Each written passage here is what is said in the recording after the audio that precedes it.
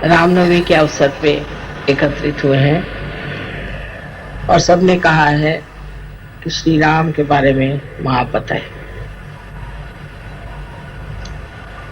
आप जानते हैं कि हमारे चक्रों में श्री राम बहुत महत्वपूर्ण स्थान लिए हुए हैं। वो हमारे राइट हार्ट पर विराजित है। श्री राम एक पिता का स्थान लिए हुए हैं, इसलिए आपके पिता के कर्तव्य में या उसके प्रेम में कुछ कमी रह जाए तो ये चक्र पकड़ सकता है। सहयोग में हम समझ सकते हैं कि राम और सब जितने भी देवताएं हैं, जो कुछ भी शक्ति के स्वरूप संसार में आए हैं, वो अपना अपना कार्य करने आए। उसमें श्री राम का विशेष रूप से कार्य है। जैसे कि सोक्रेटिस ने कहा हुआ है कि संसार में बेनेवोलेंट किंग आना चाहिए, उसके प्रतीक रूप श्री रामचंद्र जी इस संसार में आए। सो वो पूरी तरह से मनुष्य रूप धारण करके आए थे। वो ये भी भूल गए थे कि मैं श्री विष्णु का अवतार, भुला दिया गया। किंतु सर्व संसार के लिए वो एक पुरुषोत्तम राम थे कि बचपन का जीवन सब आप जानते हैं और उनकी सब विशेषताएं आप लोगों ने सुन रखी है। हम लोगों को सहयोग में ये समझ लेना चाहिए कि हम किसी भी देवता को मानते हैं और उसको हम अपना आराध्य मानते हैं, तो हमारे अंदर उसकी कौन सी विशेषताएं आई हुई, कौन से गुण हमने प्राप्त किए। श्री रामचंद्र जी के तो अनेक गुण हैं, क्योंकि तो पुरुषोत्तम थे। उनका एक गुण था कि वो जिस राजकारण को करते थे उसमें सबसे ऊंचा उन्होंने जन का मत रखा, न कि अपनी पत्नी या अपने बच्चे इनका ख्याल किया। आजकल के हमारे घर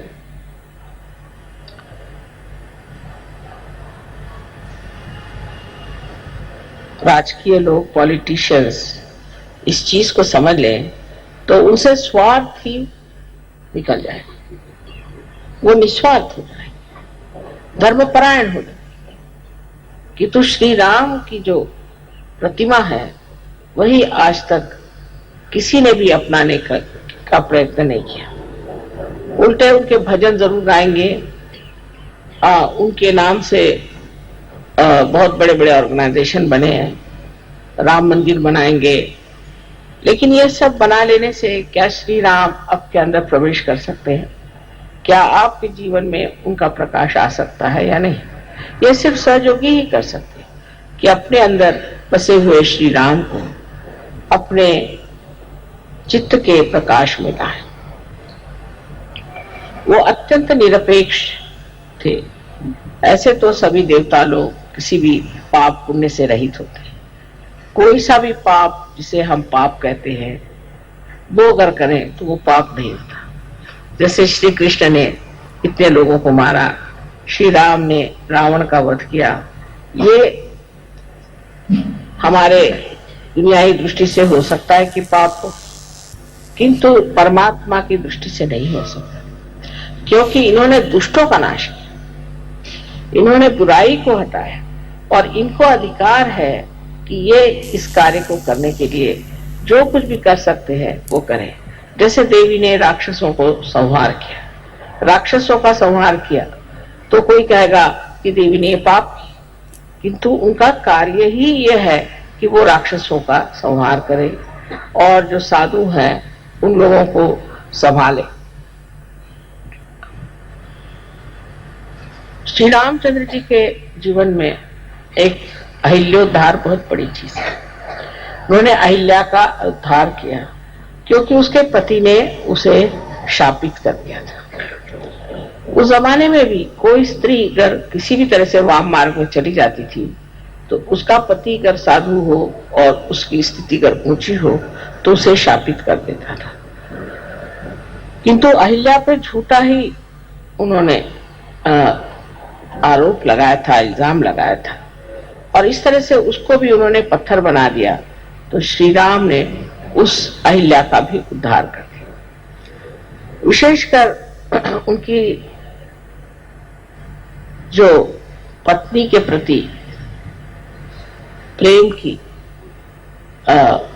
एक पत्नी व्रत के प्रति जो एक उनका व्रत था वो बहुत समझना है।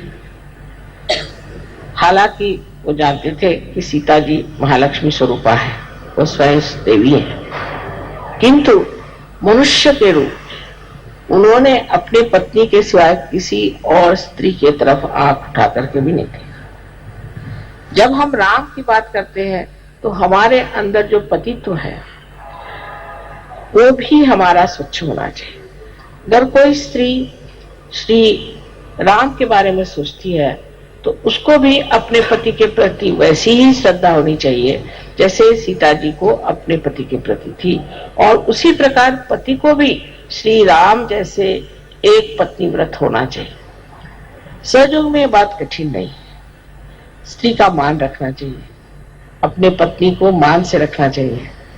और हालांकि रावण उनको उठा ले गए थे तो भी श्री राम ने ये कर्तव्य समझा कि सीता जी को वहां से छुड़ा कर लाए, और लोकनंदा के लिए जनमत को रखने कितना उनमें संतुलन था।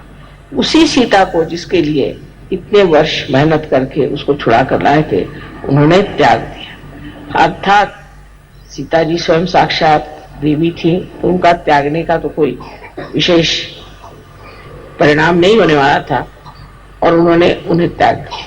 कारण लोग ऐसी बातें करते हैं जो जन हित के खिलाफ, क्योंकि उनका आदर्श इसी तरह से ऐसा न बन जाए कि जिससे लोग अपने यहाँ इस तरह की औरतों को पल पाए जिन पर की लोग शक करते।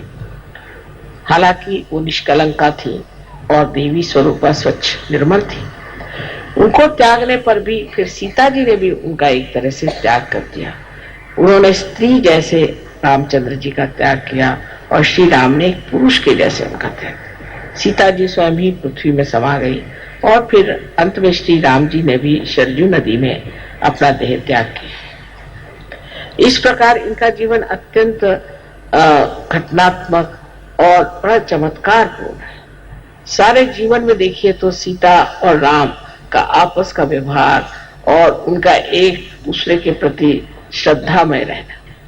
हालांकि उन्होंने सीता जी का त्याग किया था पर सीता जी ने सोचा कि ये उनका परम कर्तव्य है और उन्होंने कभी उनकी बुराई नहीं, उनके बारे में कभी बुरा नहीं कहा और बड़ी सुगमता से अपने बच्चों को चलाया, उनको पनपाया, उनको बढ़ावा दिया। इस श्री राम के जो दो बच्चे हुए जिनको हम लव और कुश कहते हैं, वो भी एक भक्त स्वरूप कहना चाहिए कि जो संसार में आए उनको हम शिष्य की तरह से देख सकते हैं। ये शिष्य के द्योतक है और हमारे भी शिष्यत्व की एक शक्ति है जिससे हम किसी के शिष्य हो सकते हैं। शिष्य स्वरूप इन लोगों ने बहुत छोटी उम्र में धनुर्विद्या सीख ली थी और इस छोटेपन में ही उन्होंने रामायण आदि और संगीत पर बहुत ही कुछ प्रावीण्य पाया था। इसका मतलब यह है कि शिष्य को पूरी तरह से अपने गुरु को समर्पित होना चाहिए। यह शिष्य का जो स्वरूप है यह हमारे अंदर भी सबके स्थित है। और माँ जो की शक्ति थी उसके प्रति वो पूरी तरह से समर्पित है। उस वक्त श्री राम से भी लड़ने के लिए वो तैयार हो गए क्योंकि अपने माँ के लिए। तो माँ को उन्होंने दुनिया में सबसे ऊंची चीज समझी और उस माँ ने भी अपने बच्चों को पालना, उनका संवर्धन करना, उनको धर्म में खड़ा करना और उनकी पूरी प्रगति करना एकमेव कर्तव्य की है। नहीं तो अपने आजकल की औरतें रात दिन रोते ही रहेंगे, मेरे पति ने छोड़ दिया, पति ने छोड़ दिया, और जब पति मिलेगा तो उससे लड़ती रहेंगी हर समय, और जब पति ने छोड़ दिया तो रोती रहेंगी। छोड़ दिया तो कोई बात नहीं, मेरे बच्चे हैं, इनको मुझे संभालना है, और इनके प्रति कोई भी ऐसी बात नहीं होनी चाहिए कि जिससे मेरे बच्चों का कुछ कम रह जाए। ये एक सीता जी की एक विशेष जीवनी है कि उनकी वीरता और उनका साहस, ये हर स्त्री को अपने अंदर बसाना चाहिए कि पति से अगर बिछो भी हो गया और किसी तरह से उससे दूर भी हट गए तो भी पति के कारण अपना नुकसान नहीं कर लेना चाहिए, अपने बच्चों का नुकसान नहीं कर लेना चाहिए, क्योंकि उनके लिए अपना जो कर्तव्य है वही परम चीज है। उस परम चीज पे अटूट रहना चाहिए। यही हमारे सहयोग में, शक्ति में जो पाया है, उससे हर स्त्री को प्राप्त कर लेना चाहिए। श्री राम का जीवन भी जैसे अत्यंत शुद्ध और निर्मल था, और उन्होंने अपने पत्नी के लिए सब चीज त्याग दी थी। जब से उनकी पत्नी वनवास में रह गई, या जब उन्हें अकेला रहना पड़ा और जब उन्होंने उसका त्याग कर दिया, तो उन्होंने भी दुनिया के जितने भी आराम थे उन्हें छोड़ दिए। उसके लिए आप जानते हैं कि वो कुश पे सोते थे, जमीन पर सोते थे, और बगैर कुछ पैर में पहने हुए, और बहुत साधु पुरुष जैसे कपड़े पहन के घूमते थे। ये जो है ये कहानियां नहीं, ये सत्य है। अपने दुनिया में, इस भारतवर्ष में ऐसे अनेक लोग हैं जिनका जीवन एक बहुत उच्च किस्म का रहा, और उन्होंने कभी ऐसी छोटी ऊंची बातें सोची नहीं। पर ये सारे आदर्श हमारे देश में आने के बाद ये हो गया कि जब हम इन आदर्शों को देखते हैं तो हमारे अंदर ढोंग आ गया कि हम सोचते हैं कि हाँ, राम तो हमारे, हम राम को मानते हैं, हमने राम का भजन कर दिया, हो गया। तो एक तरह का ढोंगीपना बहुत आ गया हमारे। जिन देशों में ऐसे आदर्श नहीं है तो वो कोशिश करते हैं कि हम आदर्श कैसे बने, हम कैसे अपने को ठीक बनाए, क्योंकि आपके सामने एक आदर्श आगे बन गया राम, अब हम तो नहीं राम हो सकते, और बन गए कृष्ण, हम तो कृष्ण नहीं हो सकते, और ये बन गए, वो बन गए, हमारा इनसे कोई ताल्लुक नहीं। इस तरह की भावना हम लोग लेते हैं। लेकिन हमारे अंदर अगर श्री राम है तो उनका प्रकाश हमारे चित्त में तो आ ही सकता, क्यों नहीं आ सकता? हम क्यों नहीं इसे प्राप्त करें? हम उस स्थिति को जानने क्यों नहीं कोशिश करें जिस स्थिति में श्री राम इस संसार में आए थे। एक सहयोगी को ये विचार कर लेना चाहिए कि श्री राम की स्थिति अगर हम प्राप्त कर लें तो अपने यहाँ का राजकारण ही खत्म हो जाए, अपने यहाँ की जितनी परेशानियां हैं ये सब खत्म हो जाए। जिस दिन सहयोगी ये अपने मन में ठान ले कि हम रामचंद्र जी जैसे अपने देश में जहां वो राज्य करते थे उसका बिल्कुल निरीक्ष भाव से,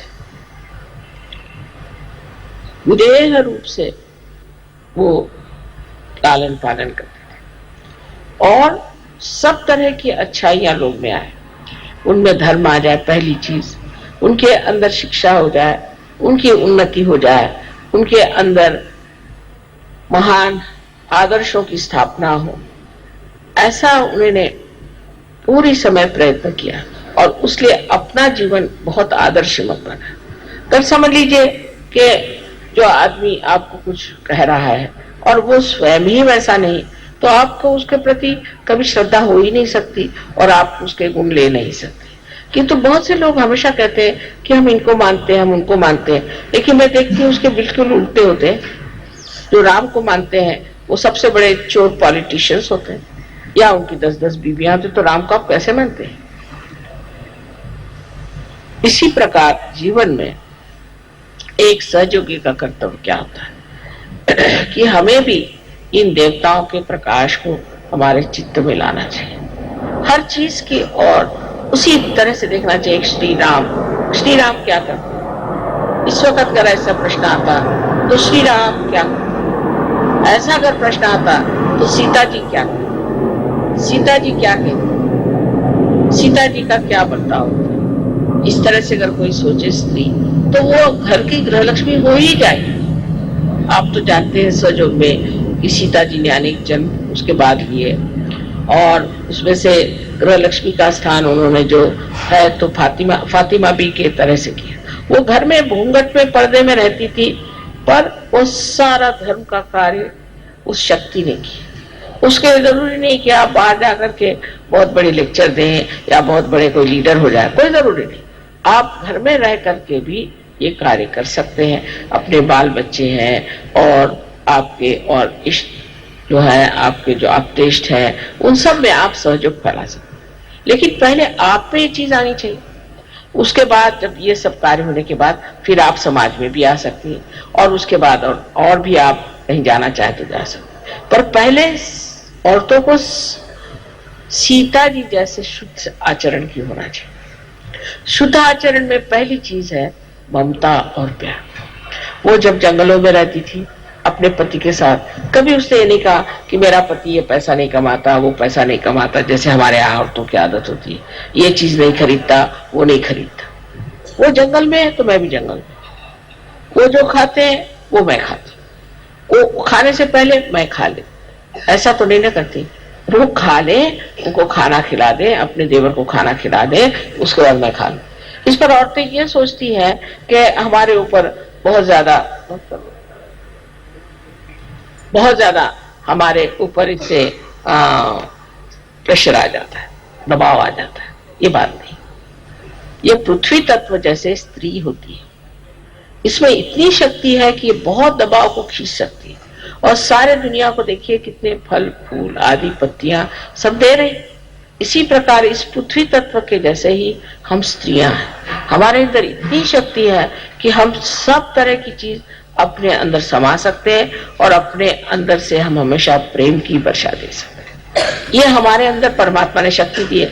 तो आप अगर ये शक्ति आपके अंदर अगर है, समझ लीजिए पंखा चल रहा है, तो इसकी शक्ति जहां से आ रही है वो शक्ति के स्थान ज्यादा बड़ा है कि पंखा।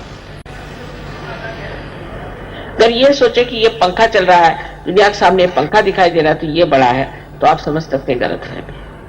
स्त्री शक्ति स्वरूपिणी बहुत शक्ति का सागर है, और उसके सहारे ही पुरुष जो है वो अपने कार्य को करता है।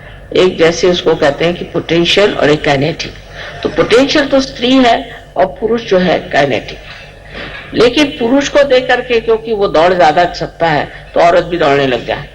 उसको दौड़ने की जरूरत, उसको बैठने की जरूरत है। दोनों ही क्रियाएं अलग अलग है, और उस क्रिया में दोनों को समाधान होना चाहिए, और दोनों ही क्रिया में स्त्री बहुत पनप सकती है। और जब समय आता है तो स्त्री पुरुषों से भी ज्यादा काम कर सकती है। आपको मालूम होगा कि महाराष्ट्र में ताराबाई नाम की एक 17 साल की विधवा थी, 17 साल की, और शिवाजी की वो बहुत ही छोटी वाली। सब हार गए औरंगजेब से, इसने औरंगजेब को हरा दिया 17 साल की उम्र में, और उसकी कब्र बना दी औरंगाबाद। तो आज समझ सकते हैं कि जब औरत अपने शक्ति को पूरे तरह समा लेती है, जब उसमें समान्विते कहते हैं ना, उस तरह से अपने अंदर सब समाये रखती है, तो वो बड़ी प्रचंड होती है। और अगर वो ऐसी इधर उधर अपनी शक्ति को फेंकती रहे, फ्रिटर अवे, कहीं इधर शक्ति फेंक दी गई, उस लड़ने में गई, कहीं झगड़े में गई, किसी की बुराई में गई, कहीं ओछेपन में गई, तो उसकी शक्ति सारी नष्ट हो जाती।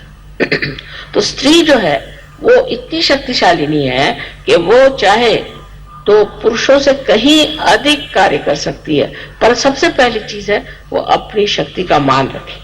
उसको इधर उधर फेंकने से, उस शक्ति को नष्ट कर देने से फिर वो शक्तिहीन हो जाती है, और ऐसी शक्तिहीन स्त्री किसी काम की नहीं है।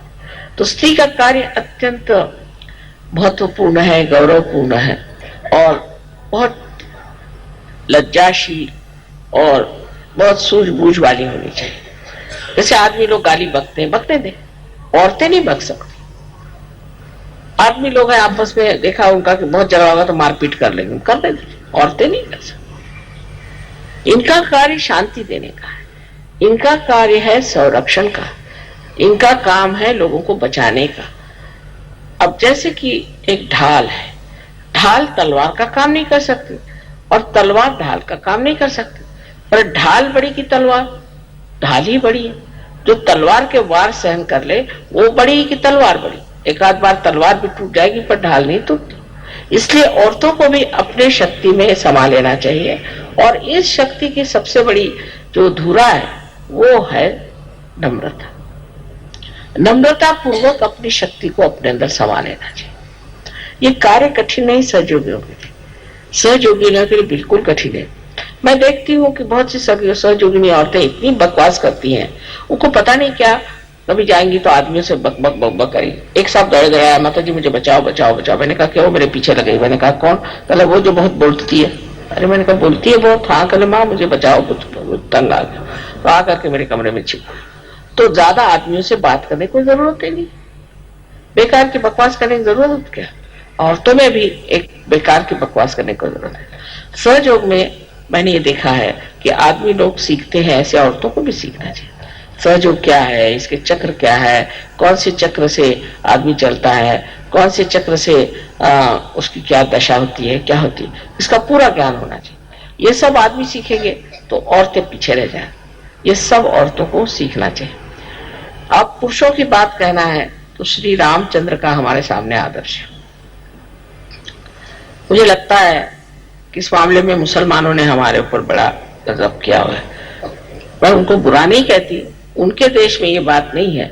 जैसे आप अगर रियाद जाए तो कोई मुसलमान आपके ऊपर आंख उठा के देखेगा, मैंने नहीं देखा किसी को। कोई औरत होगी उसकी बड़ी इज्जत करेगा। रास्ते से अगर कोई जा रही है औरत तो वो मोटर रोक लेगा। वहां औरतों की इतनी इज्जत होती है।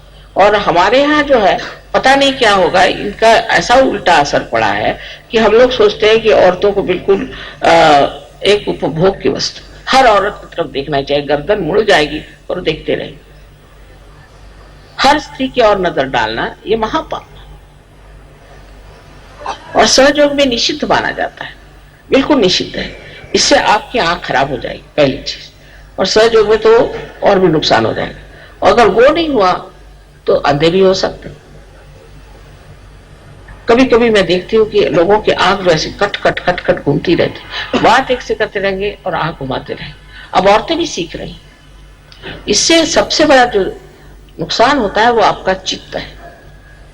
आपका जो चित्त है वो इधर उधर चल बिचल हो रहा है। वो चित्त अगर चल बिचल होगा तो आत्म साक्षात्कार का क्या फायदा होगा, क्योंकि जो चित्त एकाग्र नहीं होगा वो कार्यान्वित नहीं हो सकता। एकाग्र चित्त ही कार्यान्वित होता है। एकाग्रता को साध्य करना चाहिए। अब विदेश में ये बीमारी बहुत ज्यादा आदमियों को है, औरतों को भी है पर आदमियों को ज्यादा है। तो मैं मुझसे पूछा माँ ये बीमारी, वो अपने जैसे नहीं है, वो इसको कोई बड़ी अच्छी बात नहीं समझते, इसको गंदी चीज समझते। जब से सहयोग में आए सोचते माँ इसको इलाज बता। तो मैंने कहा बेटे देखो तुम लोग सिर्फ जमीन की तरफ देख के चलो और 3 फुट से ऊपर देखने की जरूरत नहीं, उससे ऊपर देखने की जरूरत नहीं, और जमीन पे देखे चलो। तो सहयोगी आप पहले पहचान लेंगे। किसी भी आप देश में जाए प्रदेश में, वो आंख नीचे करके चलता है। 3 फुट तक सब अच्छी चीजें दिखाई देती है। फूल भी 3 फुट तक होते हैं, बच्चे भी 3 फुट तक होते हैं, उससे ऊपर देखने लायक है क्या।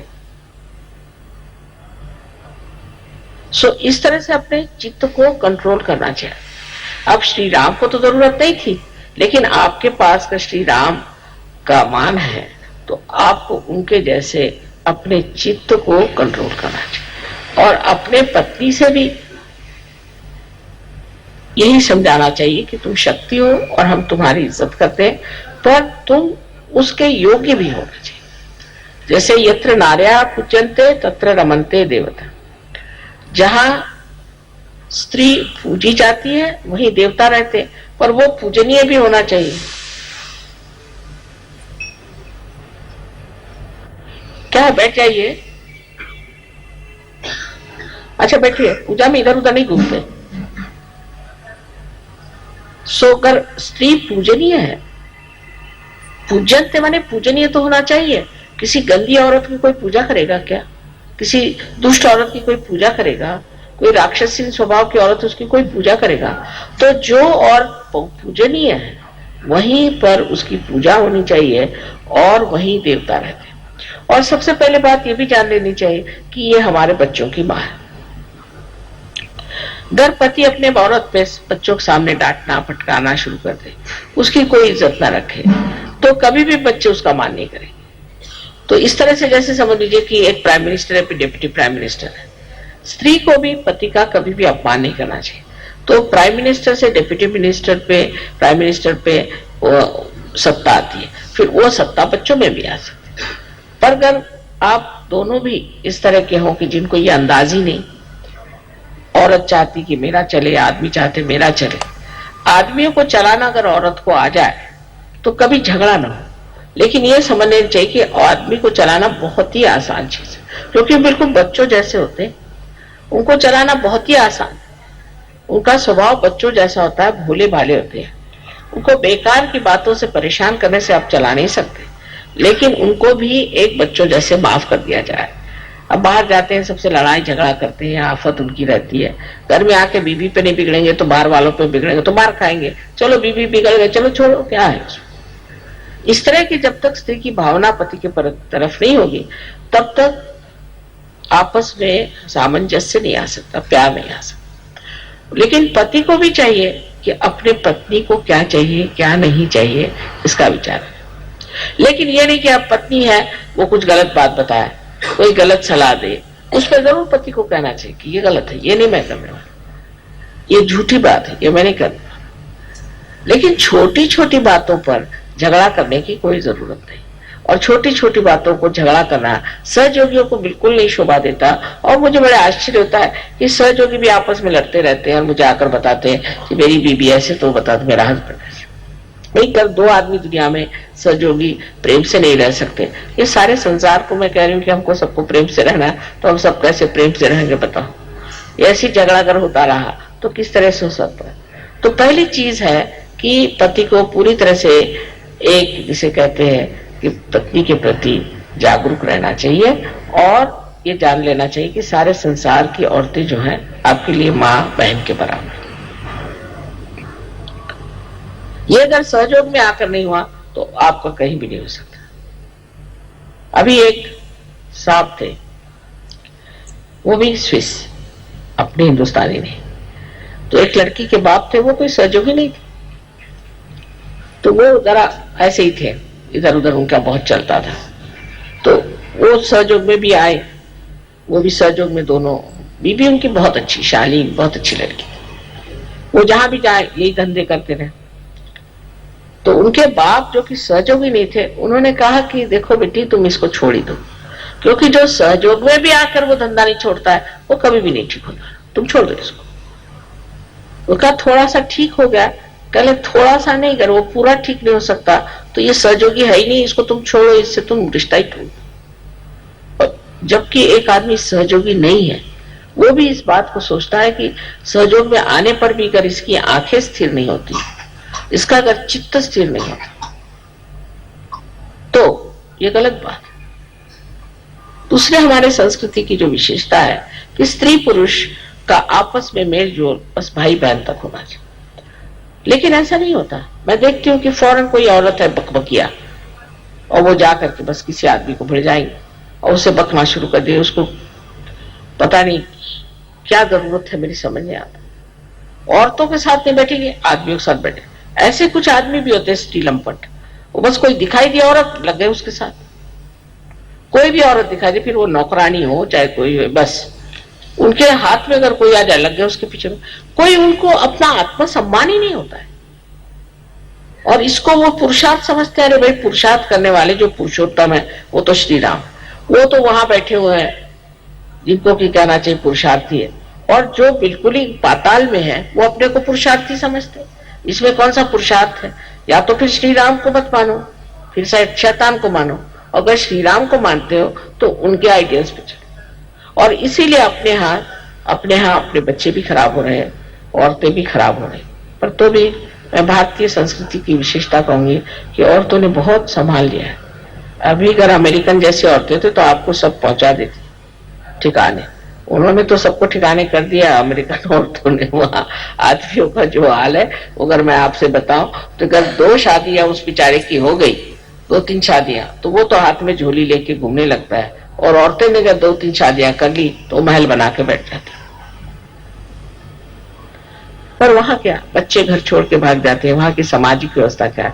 तो अपने हिंदुस्तान की औरतों की विशेषता है, जो कि भारतीय ढंग से रही है, कि वो अपने घर को संभालती है, अपने बच्चों को संभालती है, अपने कर्तव्य को जानती है। पर ये चीज बदल रही है, ये नहीं की ये चीज है। वो भी देख रहे कि अगर हमारा आदमी ऐसा तो हम क्यों ना करें, वो ऐसा तो हम उसके साथ ऐसे क्यों ना करें, वो अगर 10 औरतों के साथ दौड़ते तो हम 15 औरतों आदमियों के साथ दौड़े।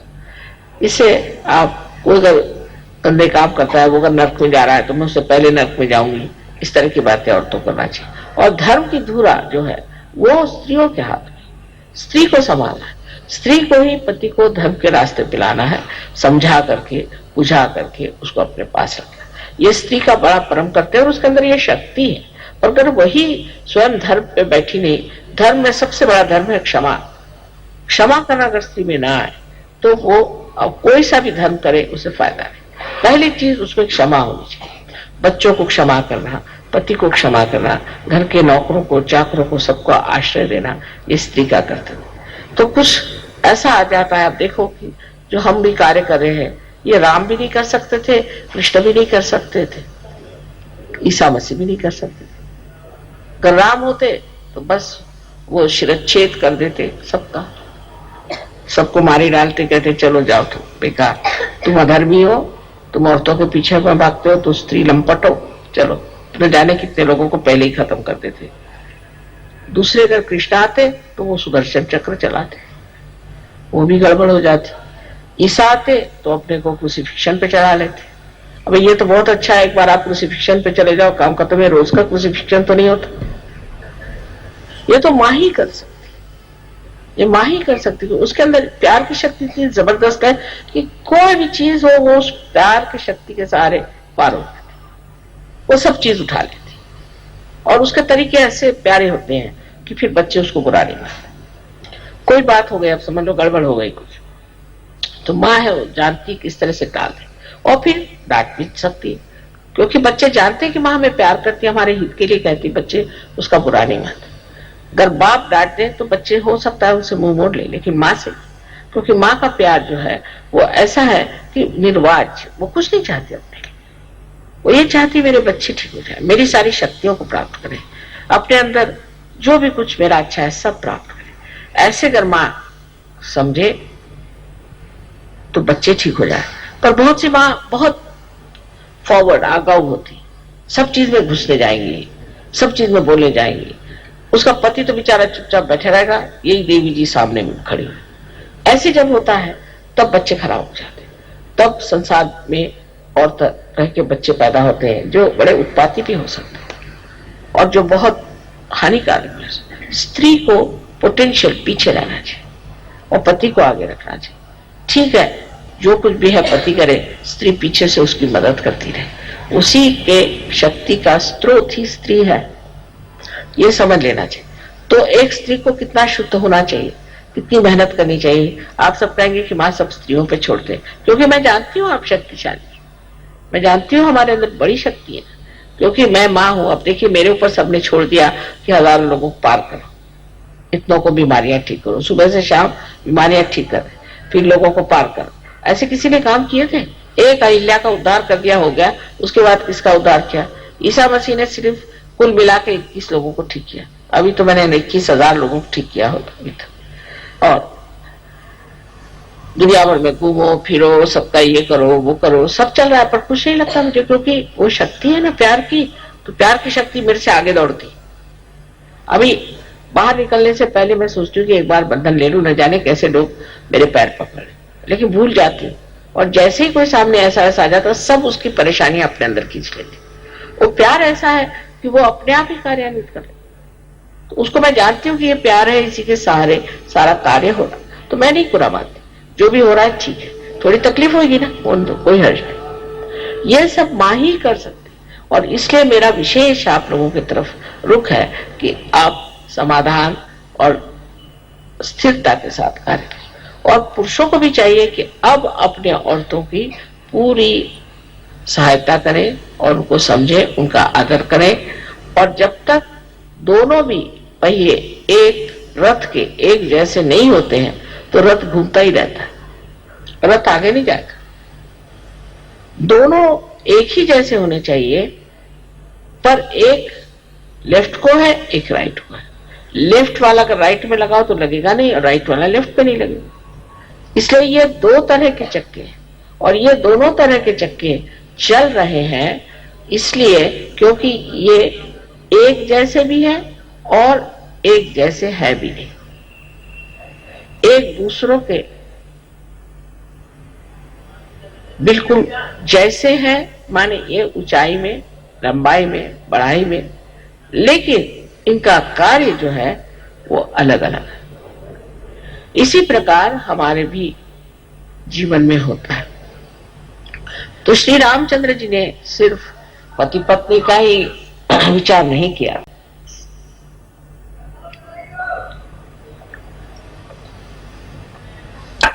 बच्चों का और अपने कुटुंब व्यवस्था का ही विचार नहीं, अपने भाई बहन, माँ बाप सबका विचार रखा, जैसे एक मनुष्य को होना चाहिए। और उसके बाद उन्होंने समाज का भी विचार रखा, जन का विचार रखा, देश का विचार रखा, राज्य का विचार रखा। जैसे कि एक मनुष्य की सारी ही गतिविधियां होती हैं, वो सारी गतिविधियों में उन्होंने दिखाया कि मनुष्य को किस तरह से होना चाहिए। जो मनुष्य अपने पत्नी को इतना प्यार करता था और जो जानता था कि वो संपूर्णतया शुद्ध है, उसको उन्होंने त्याग दिया। आजकल तो पत्नी के नाम ये बनाओ, पत्नी को वो चाहिए, पत्नी को ये करना है और ये बनाना है, और कर कहा जाए कि गरीब को थोड़ा सा दो पैसा नहीं देगा, नहीं तो अपने बच्चों को दो, नहीं तो नेव्यूज को दो, तो ये करो। मतलब राजकीय लोगों की बीमारी है। और इन्होंने अपनी वो पत्नी की जो स्वयं साक्षात देवी स्वरूप अत्यंत शुद्ध थी, उसका तक त्याग कर दिया। तब फिर हमें सोचना चाहिए कि हमारे जो ममत्व है और रिश्तेदारी है कि ये मेरा घर, ये, और कुछ लोग तो अब जैसे विदेश में पहले पत्नी पति का ठीक नहीं होता, अब जो ठीक हो गया तो सहयोग में है कि वो पत्नी सब कुछ हो गई। हमारे यहाँ कम से कम 4 या 5 लीडर्स पत्नी के वजह से निकल गए, क्योंकि पत्नी ठीक नहीं हुई, पति ठीक थे। पत्नी ने पढ़ा कर विचारों का सत्यानाश कर दिया। कम से कम 5 लोग पत्नियों की वजह से भाग गए थे। सो यहां भी मैं कहूंगी कि पत्नी को समझना चाहिए कि सहयोग क्या है और उसमें अपना क्या स्थान है। और पति को भी ऐसे मामले में पत्नी से जरा सा भी नहीं सहमत होना चाहिए। उसे कहना चाहिए कि तुम बहुत ज्यादा बोलती हो, बहुत ज्यादा दौड़ती हो, तुम चुप बैठो, तुम किसी काम की नहीं, तुम्हारे चक्र ठीक करो। जब पति इस तरह के उसके साथ व्यवहार करेगा तभी ना तो वो ठीक होगी। पर यह कि उसके चक्र खराब तो मेरे भी चक्र खराब हो जाओ। उसने कहा कि चलो तुम ये करो तो मैं वो करो, कर पत्नी ने कहा कुछ पैसा मार लो तो पैसा मार लेते। सहयोग में आने पर भी उस सूक्ष्म अपनी जो खराबियां चिपक जाती, उधर आपको बहुत अच्छे से ध्यान देना चाहिए। तो आज श्री राम के इसमें हमें हनुमान जी का तो जरूरी विचार करना चाहिए कि हनुमान जी किस तरह से एक श्री राम के दास थे और किस तरह से उनकी सेवा चाकरी में लगे रहते हैं, और हर समय उनके ही सेवा में रहने से ही वो जानते थे कि उनका पूरा सार्थक हो जाए। उनके जैसी वृत्ति भी सहयोग में हमें अपनानी चाहिए। इसका ये नहीं मतलब कि आप मेरे लिए खाना बना कर बेचे, बिल्कुल भी नहीं, क्योंकि मैं तो खाना खाती नहीं हूँ और मुझे खाना बना करके और परेशानी में आप लोग डाले, इसलिए ये बना के भेज दिया, उसे वो बना के भेज दिया। भाई भगवान को कहते हैं ना कि सिर्फ भूख दिखाना चाहिए, और जो खाता नहीं भगवान उसको क्यों परेशान करना खाने से। खाना नहीं चाहिए, कुछ नहीं चाहिए। क्या चीज चाहिए? तत्पर सेवा करने में तत्परता चाहिए। हनुमान जी कोई खाना बना के भेजते थे क्या श्री रामचंद्र जी को? ये दिल्ली वालों ने मुझे इतना परेशान किया खाना बना करके कि मैंने अब शर्त लगा दी कि तुम लोग अगर खाना बनाओगे तो मैं आऊंगी ही नहीं दिखे। जो चीज करनी है वो करो। ये तो बेकार की चीज है जो आदमी खाना नहीं खाता उस पर जबरदस्ती आप खाना खिला रहे हैं। या जिस आदमी को कोई नहीं कहीं चूड़ी लेके आ गए तो कहीं कुछ लेके आ गए, कोई चीज की जरूरत नहीं, तुम्हारी माँ को भरा पड़ा हुआ है, मैं तंग आ गई सब चीज। कितना मैं कहती कि मुझे कोई चीज मत लाओ, बस फूल ही लाओ, और कुछ नहीं चाहिए, फूल बहुत हो गया। और फूल भी जब लगाएंगे तो 1000 रुपए की मत लगाओ भाई, प्रेशर वसारा आज तो इतना कोई ज्यादा नहीं किया। तो कभी कभी तो मैं घबराई जाती हूँ जितने फूल तुम लोग लगाते। सो जो कुछ करना है वो संतुलन में, जैसे माँ को पसंद है। माँ तुम्हारी सीधी सादी औरत है, उसको क्या अक्ल है इन सब चीजों की। तो खास करके अब ये कहना है कि आपको हनुमान जी से सीखना है कि वो सेवा में तत्पर। सेवा में तत्परता क्या हो? अब मेरी तो कोई ऐसी खास सेवा नहीं है, क्योंकि अट्टी कट्टी हूं मैं, मुझे कुछ जरूरत नहीं खास सेवा की। पर जो मेरी सेवा करनी तो सहयोग की सेवा करनी, सहयोग में जो सेवा करेंगे वही मेरी सेवा हो। कितने लोगों को आपने रियलाइजेशन दिया, कितनी औरतों को आपने रियलाइजेशन दिया, कितनों को आपने पार कराया, कितनों में आपने इंटरेस्ट लिया। जैसे ही कोई आ जाता है प्रोग्राम में, तेरे अंदर ये भूत है, तेरे अंदर ये भूत है, बस उसके पीछे पड़ गए, वो भाग गए। मैंने एक साहब से पूछा, साहब आप बड़े से पार हो गए थे, आप सहयोग से क्यों भागे? कल जाते साहब तो बताया तुम्हारे अंदर 3 भूत बैठे। अभी नंबर भी उन्होंने बता दिया। मैंने कहा आपने विश्वास क्यों कर लिया? पहले वो तो वहां के बड़े महारथ ही लग रहे थे, दौड़ दौड़ के बता रहे थे कि आपके अंदर 3 भूत है। अब वो कौन साहब थे कौन नहीं, वो तो भाग खड़े हो गए। सो सहयोग के अंदर में हनुमान जी की जो बात है वो सीखना है कि हम तत्पर हैं, राम काज करने को तत्पर। काज कौन सा है हमारा? मेरा काज है सहयोग, मेरा कार्य है सहयोग। कुंडलिनी का जागरण करना, लोगों को पार करना, उनके अंदर शांति लाना, प्रेम लाना, प्रेम की बातें करना, उनसे अपने सहयोग के बारे में सारे चक्र आदि का वर्णन करना, उनको जो चाहिए सो समझाना। अब जब ये कह दिया तो लेक्चरबाजी बहुत होती है। हमारे यहाँ तो कुछ लेक्चर, इतने लेक्चर देने लग गए थे कि मैंने कहा भैया अगर आपने इसको लेक्चर को बंद नहीं किया तो सहयोगी खत्म हो जाए। लोगों ने कहा माँ 2-2 घंटे लेक्चर देते हैं, फिर आपका हम भाषण भी नहीं सुन पाते, आरती भी नहीं कर पाते, ऐसे घर जाना पड़ता। फिर उनका लेक्चर बंद करवाए। वो कहने लगे कि मैं जाता हूँ तो पता नहीं क्या हो जाता, मेरा मन करता मैं लेक्चर ही दे दूं, इसको कैसे ठीक है? मैं कहा भाई देखो मुंह में एक सुपारी रख लो। तो वो पूछते कितनी बड़ी रखो? जितना बड़ा मुंह से बड़े रखो। तो मैंने कहा जब आपको ये भी नहीं पता कितनी बड़ी सुपारी रखूं तो आप सहयोग पे बात क्या करते? इसकी भी तो आपके पास अकल नहीं।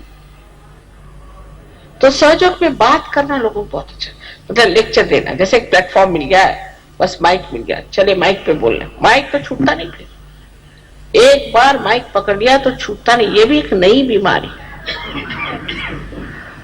अब उसमें समझ ये लेना है कि काहे को लेक्चर देना, माँ के इतने लेक्चर हैं भाई, यही सुनो। तो अब जब भी फंक्शन आप लोगों का यहाँ ये हो, उसमें आप मेरा एक चाहे तो वीडियो लगा दो, चाहे तो मेरा टेप सुना दो, उसके बाद उनको कागज पेंसिल दे दो कि भाई तुमको जो कुछ लिखना है लिखो, कोई प्रश्न हो बता दो, और उसके बाद में उनकी जागृति कर दो और उनसे कहना कि नेक्स्ट टाइम आपको जो कुछ प्रॉब्लम है लिखे लाइए। तो शुरू उनका जो प्रॉब्लम है, किसी बीमारी है, किसी को तकलीफ है, कुछ है। अब ऐसे भी लोग हैं कि जो एक आदमी है, अब वो कलकत्ते भी आएगा किसी को ठीक करने, वो जाएगा, उसको जाना हो तो अब लोग बुला रहे हैं कि तुम वहां चलो ठीक करने के लिए रशिया में। एक ही आदमी हनुमान जी जैसे दौड़ता है, इधर से उधर, उधर से उधर, बस। सब लोग आप ठीक कर सकते, सब लोग आप लोगों को ठीक कर सकते हैं, सब औरतें ठीक कर सकती हैं, आदमी ठीक कर सकते हैं, पर कोई हाथ ही नहीं डालता। लेक्चर देने से यह है कि सब लोग देखें कितने लोगों को बीमारी ठीक करते। पता नहीं क्या बात है कि एक ही आदमी अभी तक सारे हिंदुस्तान में है जो लोगों को ठीक कर सकता है। हालांकि लंदन में कम से कम 15-20 लोग हैं जो लोगों को ठीक करते हैं, फ्रांस में लोग हैं वो लोगों को ठीक करते हैं। तो ये ठीक करने का तरीका क्या है, ये सीख लेना चाहिए और बंधन लेकर के ठीक करना चाहिए लोगों। उसके लिए अब आप क्या बाहर से बुलाएंगे लोगों, और आप सहयोगी किस दिन के लिए आप बैज लगा के घूमते हैं, आप ठीक भी नहीं कर सकते, फिर बैज उतार दो। अपने को भी नहीं ठीक कर सकते, अपनी भी बीमारी नहीं ठीक कर सकते, तो दूसरों क्या ठीक करो। तो ये बात होनी चाहिए कि सबको ठीक करने का इल्लोद्धार जो है उसकी सबको शक्ति दे दी गई, उसको आप लोग सीख लें, उसको मास्टर करें। और अब बजाय इसके कि कलकत्ते कोई आए, कलकत्ते से लोग जाए दूसरों को ठीक करने, इसमें हिम्मत की जरा सी बात है, कुछ नहीं होने वाला तुमको। तुम न तो कोई बीमार हो सकते हो, न कुछ हो सकता है। जो लोग जितना सहयोग में कार्य करेंगे उतने गहरे उतरेंगे, क्योंकि जैसा पेड़ है वो जितना फैलेगा उतना ही गहरा उतरेगा। सहयोग में और इनका अवतरणों में एक बड़ा भारी फर्क है कि पहले उन्होंने कोई सामाजिकता से अध्यात्म नहीं दिया था, ये शक्तियां किसी को दी नहीं थी, समाज के लिए मिली नहीं थी। एक आध आदमी को शक्तियां मिली थी, जैसे कि राजा जनक ने नचिकेता को आत्म साक्षात्कार दिया। लेकिन अब तो आप सबके पास ये शक्तियां प्राप्त है, बस इसको ऐसा बढ़ाइए कि आपको कोई भी चीज की जरूरत ही ना रह जाए। आप अपनी तबीयत ठीक कर लीजिए, दूसरों की तबीयत ठीक कर लीजिए, आप सहयोग समझ लीजिए, सब कुछ आपके पास है। लेकिन अभी भी आपका चित्त पता नहीं कहां घूम रहा है, आप लोग पता नहीं किस चीज के पीछे में भाग रहे हैं कि अभी आपने इस चीज को पकड़ा ही नहीं। सहयोग में सबके लिए सिर्फ वरदान के सिवा कुछ है, आपको कोई चीज की भी कमी नहीं रह जाएगी। पर आप सहयोग के लिए कुछ करें तब तो ना, और नहीं करते तो भी वरदान मिलता है। जिसको देखते हो वो बिजनेस बढ़ गया, किसी की नौकरी बढ़ गई, किसी की ये हो गया, किसी की वो हो गया, सबको कुछ न कुछ चीज मिलती ही जा रही है। कोई भी उनको त्याग नहीं करना पड़ा। एक तो हम आपसे बताएं कि जब ये फ्रीडम का हुआ था कि देश को फ्री करना है, तो हम ही को लोगों ने कितना सताया था, बर्फ पे लिटाया, इलेक्ट्रिक के शॉक दिए, हमारे पिताजी जेल में गए कितनी बार, माँ जेल में गई, हम लोगों के घर बिक गए, हम लोग झोपड़ियों में रहने लग गए, मोटरें बिक गई, कितना सैक्रिफाइस किया। अरे वैसा तो कुछ करना ही नहीं है आपको। पर सब लेना ही लेना नहीं होना चाहिए, देना भी होना चाहिए।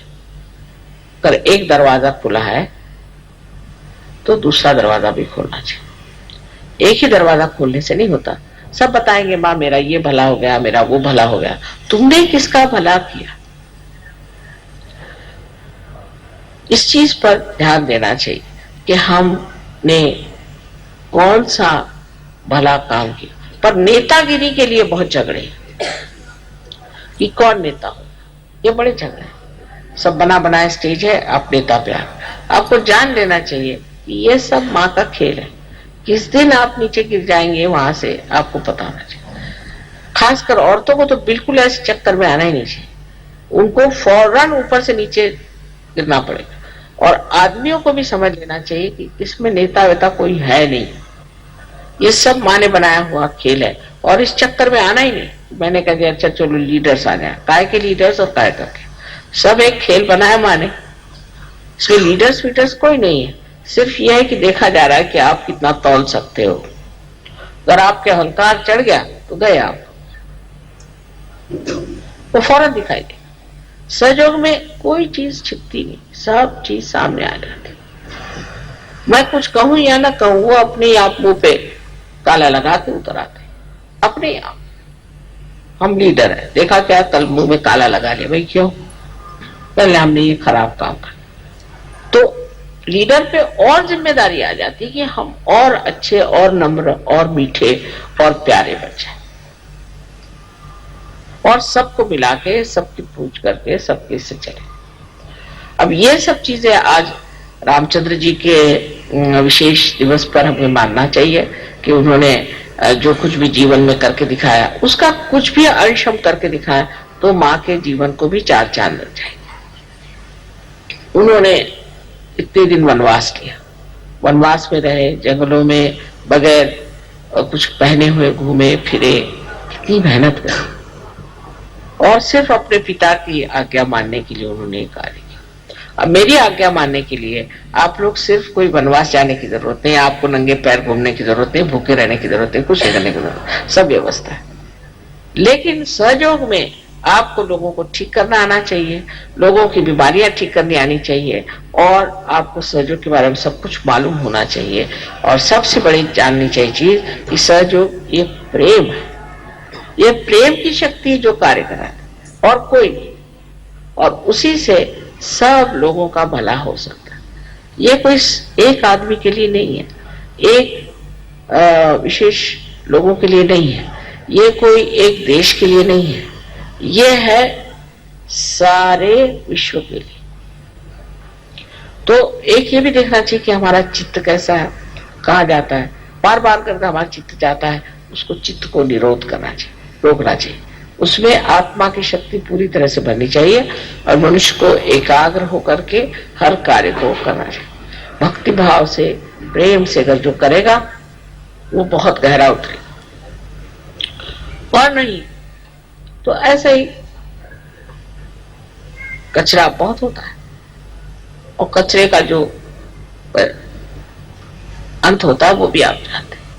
तो आपको अगर कचरा बनना है और आप अपने को बहुत विशेष समझ रहे हैं कि हम बड़े अच्छे हैं, हम तो ये कर लेते वो कर लेते, तो पहली चीज है कि नम्रता रखो, मेरे प्रति नहीं सबके प्रति नम्रता से बात करो और प्रेम से बात करो। देखना यही जो मनुष्य आज एक मानव है, बेकार चीज है, वही सहयोग में आते साथ कमल जैसे खिल जाता है और उसका सुगंध चारों ओर फैलता है। लोग मुझे आके फौरन बता देते, माँ ये आदमी है ना, कमाल का, ये बस ऐसे आदमी। ऐसे ही आप लोग सब काम करें तो मर्यादा पुरुषोत्तम के लिए जैसे लोग कहते हैं कि कमाल के, ऐसे आपके लिए भी कहें। सबसे बड़ी चीज है कि मेरे लिए तो आप ही राम का मंदिर है और आप ही इस मंदिर को अपने अंदर बनाए और उसकी पूजा हो और उसको संभाले, उसको देखें और अपने आत्मसम्मान के साथ रहे, अपने आत्म साक्षात्कार का पूरा फायदा भी उठा रहे हैं और उसी के साथ उसकी पूरी इज्जत और उसके प्रति भक्ति होनी चाहिए कि अब हम आत्म साक्षात्कारी, हम ऐसे कैसे कर सकते, हम योगी हैं, हम नहीं कर सकते, हमसे नहीं हो सकता, ये गलत काम। और आप देखिए कि एकदम आशीर्वाद उसी के साथ आ जाए, एकदम उसी वक्त। ये तो वो रोकड़ा देवी नाम रखा है लोगों ने मेरा, कि वहां हमने बस तय कर दिया और फौरन उसका आ गया। इतना इसका परिणाम, इसका लाभ सबको हो रहा है। सिर्फ उस लाभ के अनुसार आप भी दुनिया को लाभ दें, जैसे कि श्री राम ने अपनी सारी शक्तियां इसमें लगा दी कि जन का हित हो, संसार में एक आदर्श पुरुष की एक मूर्ति बन जाए जिसको लोग देखें। जिस वक्त ये हमारे अंदर घटित हो जाएगा, आपको आश्चर्य होगा कि आप सब के सब कहां से कहां पहुंच जाएंगे। आपके अंदर कोई बीमारियां नहीं रहनी चाहिए, सब बीमारियां चली जानी चाहिए। उसको साफ कर दीजिए, जो आपकी आदतें हैं उसको आप बदल दीजिए, जो जरूरत है वो खाइए, जो जरूरत है उतना बोलिए, सबको आप देख रहे और इसके लिए अपने अंदर आप मनस, जिसको कहते हैं कि इंट्रोस्पेक्शन, अपने और देखना, अपने और देखना, अंतर निरीक्षण, जिसको कि देखते रहना, क्या करा मैं, कि ये क्यों करा मैं, वो क्यों करा, मुझे क्या करने की जरूरत है, इसकी कोई जरूरत नहीं, मैं सजग हूं, मैं ऐसा क्यों करा, मेरा ये कहां जा रहा दिमाग, रुक जाओ। पूरी समय इस तरह से करने से ही आप ध्यान में हो जाए और स्वयं आपकी कुंडलिनी इससे बहुत संतुष्ट होकर और आपको ऐसा आनंद प्रदान करे कि आप कहेंगे माँ ये क्या मिल गया हमको। लेकिन जब आप इसमें फिसल पड़िएगा फिर आप जानिएगा ये चीज क्या है। बस इसमें फिसल पड़ना है, तभी तक की थोड़ी बहुत मेहनत है। आज मैंने कहा था कि रामचंद्र जी का तो 12 बजे जन्म हुआ था, तो आराम से ही पूजा होने दो और ठीक हो रहा है। इसमें रामचंद्र जी की पूजा में तो कोई खास काम नहीं है और बहुत लंबी चौड़ी पूजा भी नहीं है, लेकिन इसमें समझने की जरूर बात है, क्योंकि वो मनुष्य स्वरूप थे और मनुष्य स्वरूप जो है वो अपने अंदर जो मनुष्यता है, जिससे हम चीज को समझते हैं, इससे हमारे बुद्धि में, हमारे जिज्ञासा में और हमारे विचारों में परिवर्तन आ जाए, वो चीज श्री राम है। उन्हीं के माध्यम से हमारे विचार बदल सकते हैं, उन्हीं के माध्यम से हमारा स्वभाव बदल सकता है, क्योंकि हमारे लिए एक वो आदर्श है। उनके आदर्श तक पहुंचने के बाद ही दूसरे आप आदर्शों तक पहुंच सकते हैं, क्योंकि वो मनुष्य का आदर्श है। कितनी बड़ी चीज है कि परमात्मा मनुष्य बनकर इस संसार में आए, कि इनके लिए हम आदर्श बन जाए और सब विपत्तियां उठाई, सब आफतें उठाई, दिखाने के लिए कि कोई सी भी विपत्ति और आफत आती है, मनुष्य को अपना धर्म नहीं छोड़ना चाहिए, विश्व धर्म नहीं छोड़ना चाहिए और अपना योग है उसमें बने रहना चाहिए। आप सबको हमारा अनंत आशीर्वाद।